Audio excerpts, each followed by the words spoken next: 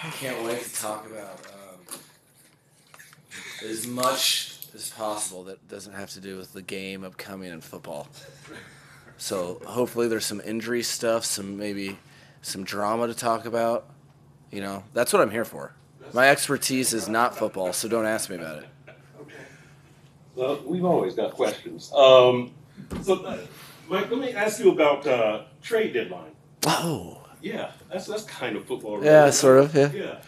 Do you have occasion to talk to your players about the trade deadline, and if they see their name in rumors, do you talk to them, or do you just kind of trust them? Oh no, I address it if their name's out there because for the most part, you know that like I've said before when I'm talking about trade stuff is, you know, that the reason why there's a head coach and a general manager is because that's how much stuff is going on.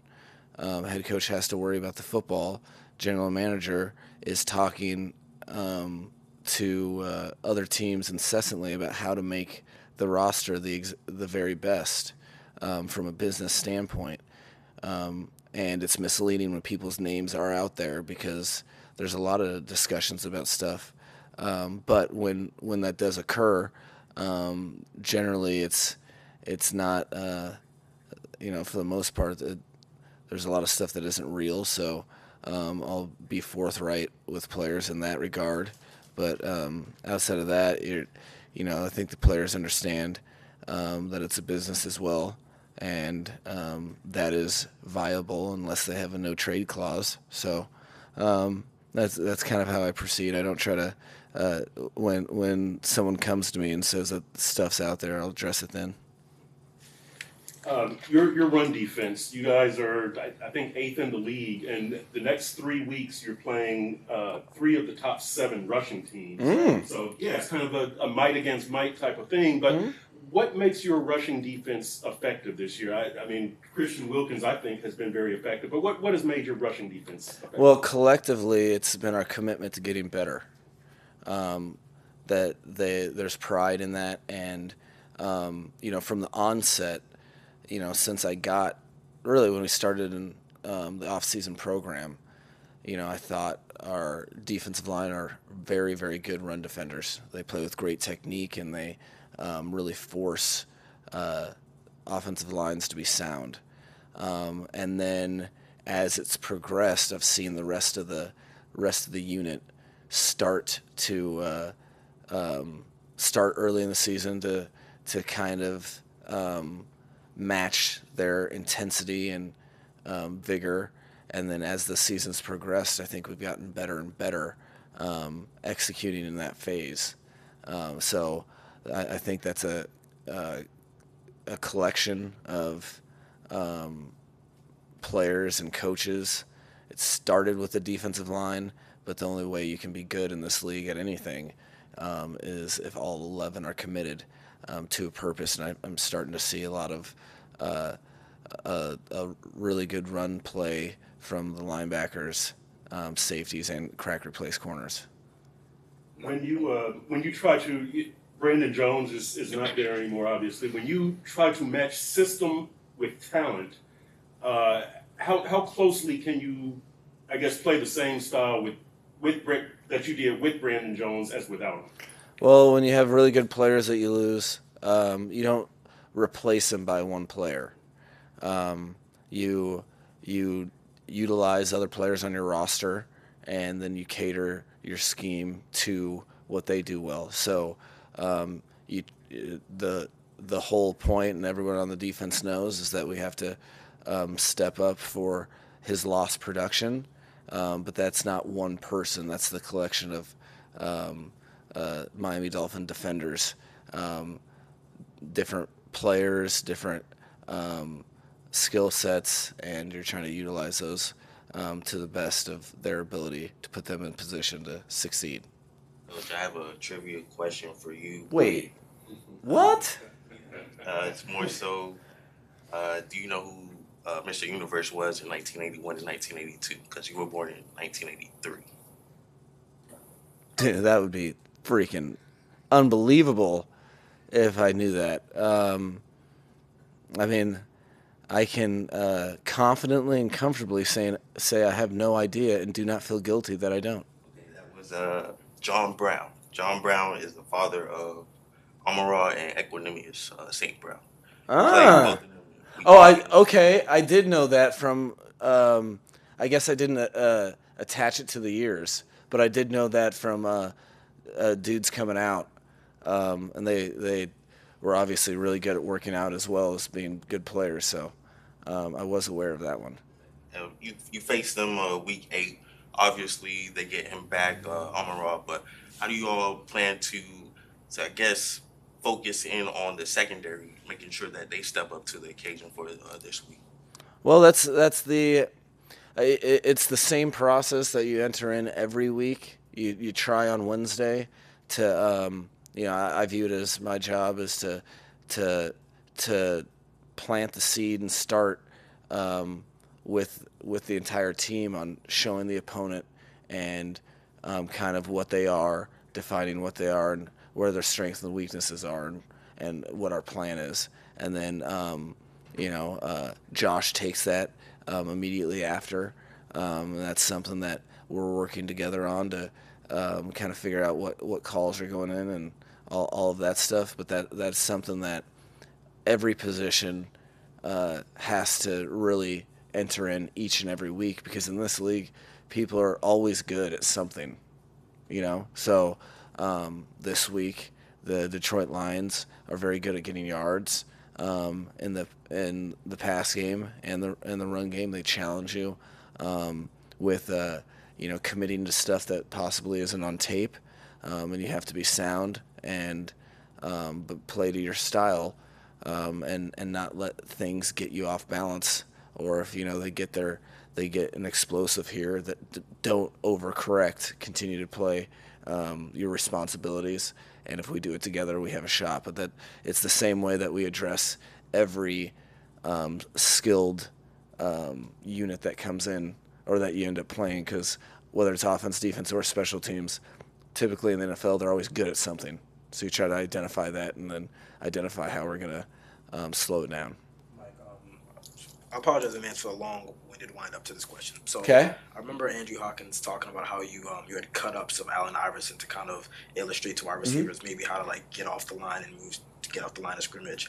I was talking to Raheem Mostert about his surfing background and how he kind of finds some similarities between that and kind of working as a running back, trying to find the hole and working with the offensive line. I was curious, in your history of teaching players, teaching running backs, do you have any unique analogies and kind of illustrations, examples for running backs when they're learning this wide zone scheme? Oh, I think there is one of the most powerful communicative skills are through the use of analogies in general. So I heavily use analogies, and I try to make them as random as possible, because what you're trying to do is connect thoughts. And if there's a like thought that you might be able to describe to a player that can paint a picture in a certain way, that's as good as gold. So for running backs in general, you do use the basketball player crossover stuff and some route stuff. Talking about pad level and things of that nature. You can use sumo wrestling. They usually don't really do that, but just leverage in general. And really, I use analogies so often in organic speech that I can't even keep track of them, because I learned that probably. I think I learned it. I probably have a teacher say that I learned it in high school, but I remember it in college. Just that attachment to memory and how you can really be powerful in your message if you can draw analogies onto whatever you're discussing. So, but I live in the analogous world. With Raheem? I mean, how have you seen him, the past couple of weeks really take on that workload and respond from that? Obviously he's a year removed, he's a year from that injury now, and it seems like you guys are just putting more on his plate as the weeks go on. No, he's hungry, and I forgot that you brought up the analogies to Raheem Mostert. We say press every run one gap at a time, and it's kind of like riding a wave, surfing, because you're taking it right there, and then all of a sudden you go downhill, but then the wave takes you back out. Analogies. Yeah. But he's handled it great because he's hungry, and he's been a guy that you want to talk about living in adversity and overcoming. It's one of the reasons he is who he is and where he's at today. And as he continues to be very productive for us on every touch he gets, guys feed off of it, and you end up getting more touches. So he's handled it awesome. He's always has been one of the best teammates that I've ever been around. Coming from all of his whole background where he got cut 900 times, and he's never one to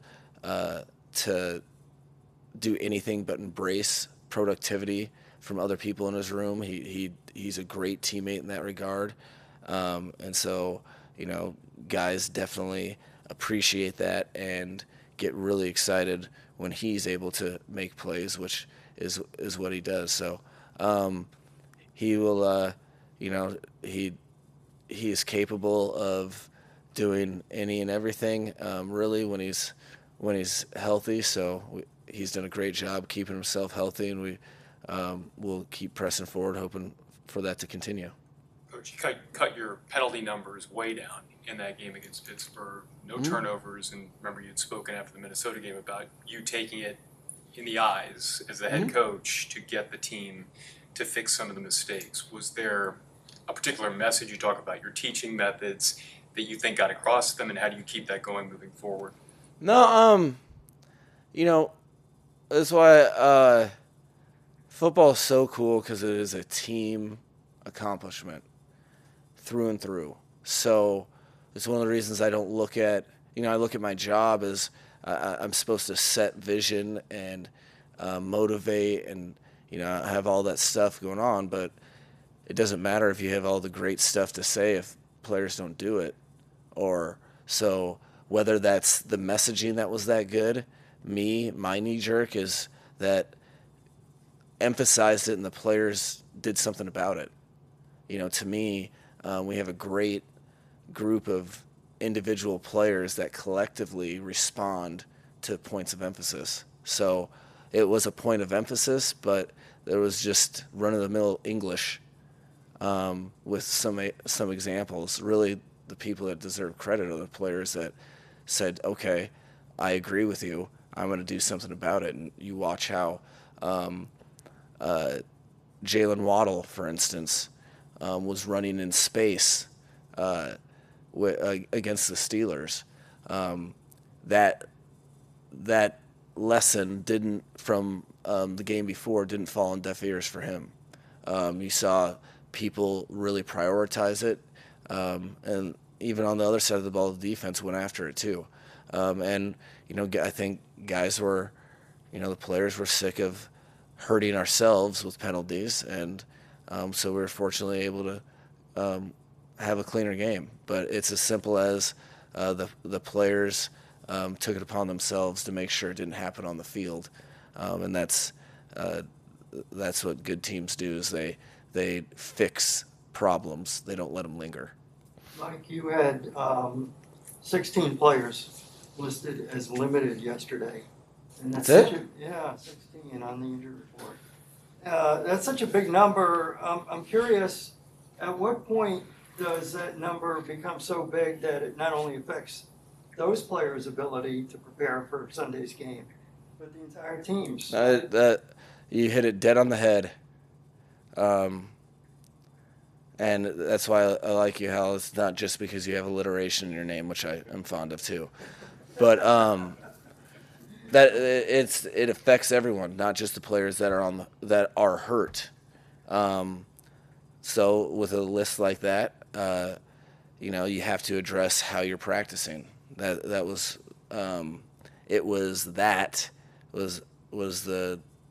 the reason on Wednesday we didn't do.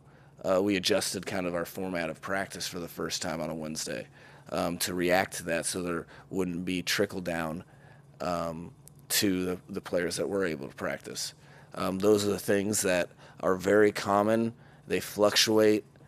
They're common in that there'll be a fluctuation during a season of a ton of guys that have dings on them.